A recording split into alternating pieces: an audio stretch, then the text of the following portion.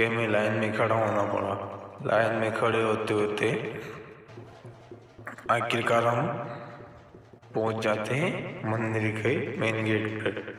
तो हम लाइन में खड़े थे, इंतजार कर रहे थे। लाइन बहुत ज़्यादा थी, पब्लिक बहुत ज़्यादा है।